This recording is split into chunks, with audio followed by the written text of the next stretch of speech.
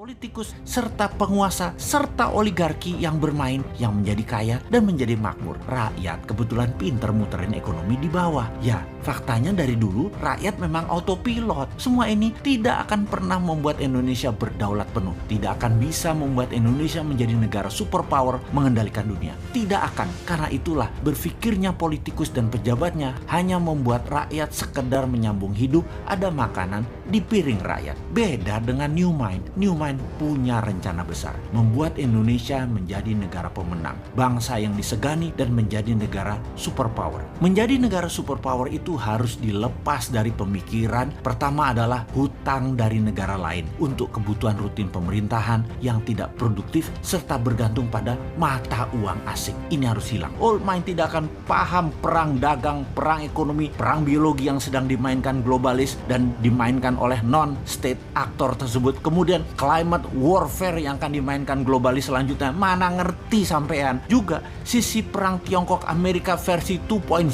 yang baru lagi yang akan dimainkan, seperti harga komoditi dunia dimainkan. Old mind bakal gagap aja. New mind harus ambil kesempatan di masa pemilihan raya ke depan, karena yakinlah, karena mereka semua tidak paham para old mind tersebut. Action old mind akan menambah hutang dari 6.000 triliun saat ini, di akhir jabatan 2024 garansi 10.000 triliun, garansi, nggak usah dianalisa itu mah, yang akan membelenggu Indonesia dalam jangka panjang. Untuk bayar hutang aja kita harus ngutang, bisa-bisa jadi fail state kalau gayanya begini, negara gagal kita. Anggap saja bunganya 5% setahun dalam dolar lagi, maka 6.000 triliun bunganya itu 300 triliun setahun. Bayangkan, bunganya aja sudah 20% APBN. Lalu pokoknya bagaimana membayarnya, wahai menteri terbaik di dunia versi negara peminjam hutangan? Jawab dong.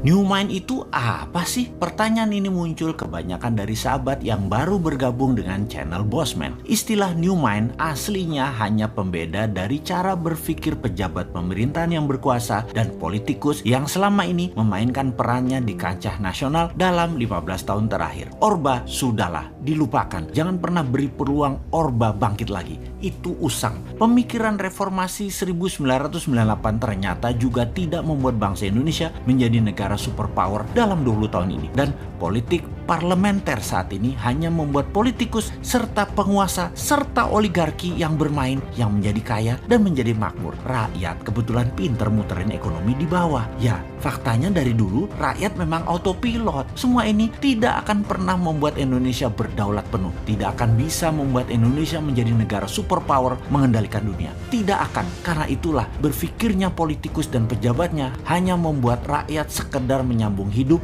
ada makanan di piring rakyat. Beda dengan New Mind. New Mind punya rencana besar, membuat Indonesia menjadi negara pemenang, bangsa yang disegani dan menjadi negara superpower. Menjadi negara superpower itu harus dilepas dari pemikiran pertama adalah hutang dari negara lain untuk kebutuhan rutin pemerintahan yang tidak produktif serta bergantung pada mata uang asing. Ini harus hilang. Jadi untuk sekian kalinya kita uraikan apa itu New Mind dalam Mardigu Nation. Mardigu Nation adalah cara bernegara New Mind. Kita jelaskan ada 3 wilayah cara ekonomi bernegara. Kita belah 4 cara melihatnya. Kiri adalah sosialis, kanan adalah kapitalis, atas dan bawah sekarang. Atas ada elitis, bawah akar rumput.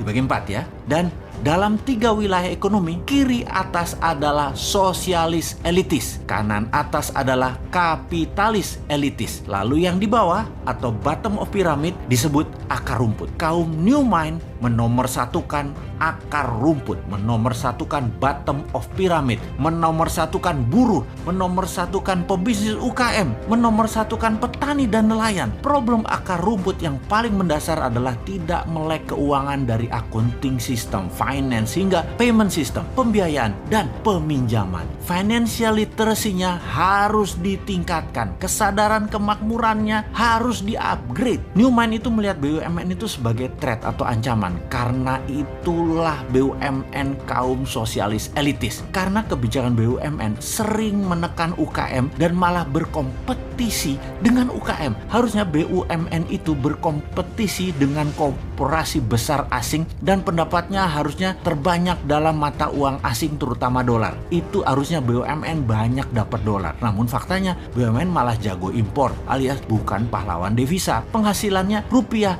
dan memakan pasar UKM. Namun secara politik BUMN bisa dijadikan para penguasa sebagai cash mesin dalam tanda petik oleh penguasa dan alat tekan oposisi. Pemiskinan orang atau pengayaan kelompok tertentu bisa diatur demikian. Jadi ketika New Mind mendapatkan kepercayaan rakyat, BUMN dari 800 tinggal 20 kali. Yang kedua, terlihat New Mind itu anti oligarki atau kapitalis elitis kanan atas. Benar, saat ini sejak Orde Baru hingga sekarang oligarki berkuasa penuh. Bahkan pembiayaan seperti bank, uangnya terbanyak ke mereka. Untuk kaum kapitalis elitis, untuk para oligarki, dananya diambil dari akar rumput. Uangnya buat elitis, buat kanan atas, juga buat kiri atas. Sementara akar rumput kalau meminjam bunganya besar, harus ada jaminan. Jaminannya bisa 2 kali lipat dari nilai pinjaman. Lalu lama lagi keluarnya. Sistem old mind selama 7 presiden tidak membuat Indonesia menjadi negara superpower. Mana hasilnya? Bahkan minta 3 kali kesempatan berkuasa lagi. Mana hasilnya? Lalu yang herannya, oposisi tidak juga jenius solusi ke depannya. Jadi baik incumbent, partai dan kelompok pendukung incumbent dan oposisi tidak akan menghasilkan Indonesia sebagai negara berdaulat. Kalau kayak gini melihatnya, semua mendem. Old mind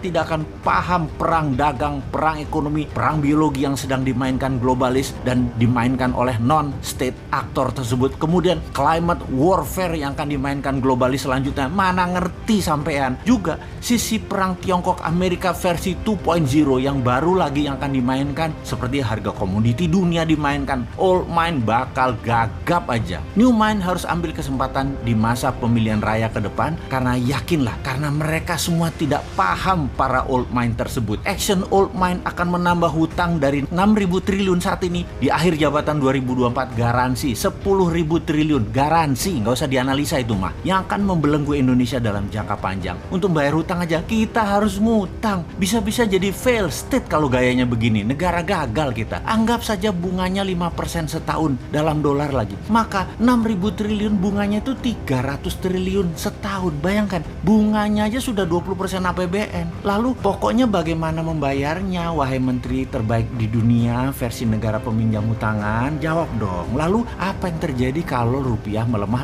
5% setahun? Itu nggak ngejar lo bayar hutangnya. Jadi sebagai pemerakarsa New Mind, Mardi Gunasion seorang bosman fokus di 2 hal sebagai bukti New Mind bukan teori. Pertama, pembiayaan UKM melalui urun dana, di mana Santara adalah perusahaan bosman yang akan membuktikan bahwa kekuatan akar rumputlah yang bisa membuat Indonesia berdaulat. Kemudian sistem pembayaran menggunakan platform dinaran, di mana rupiahnya anti inflasi dengan underlying emas, dan emasnya bisa diberikan atau dipindahkan sesama akun dinaran. Ini sistem pembayaran yang menarik, ini alat tukar yang menarik. Semua ini adalah bagian dari kontribusi New Mind terhadap sistem ekonomi agar membuat Indonesia berdaulat. Bayangkan, ketika New Mind berkuasa, sistem dinaran akan diambil alih oleh pemerintah, masuk ke dalam sistem. 100% diambil pemerintah dan milik pemerintah. Lalu rupiah dicetak 6.000 triliun dengan jaminan emas yang masih di gunung yang akan diproduksi dalam 10 tahun ke depan. Gunung-gunung milik negara, milik rakyat. Asetnya dibuat bahan baku dari tabungan metal, penjamin terbitnya uang cetakan tadi. Kedaulatan Indonesia akan menjadi meningkat 2 kali lipat hanya dalam 1 tahun. Jadi dinaran dan Santara adalah contoh atau etalase dari konsep New Mind untuk menjalankan ekonomi bernegaranya. Semoga diterima masyarakat dan para sahabat semua kaum akar rumput. Anda menerima 2 sistem ini. Kita segera batasi elitis. Kita utamakan ekonomi akar rumput. Jangan dibalik, akar rumput dibatasi, elitis dibebaskan. Gimana sih kalian ini bernegaranya? Tempe bener sih.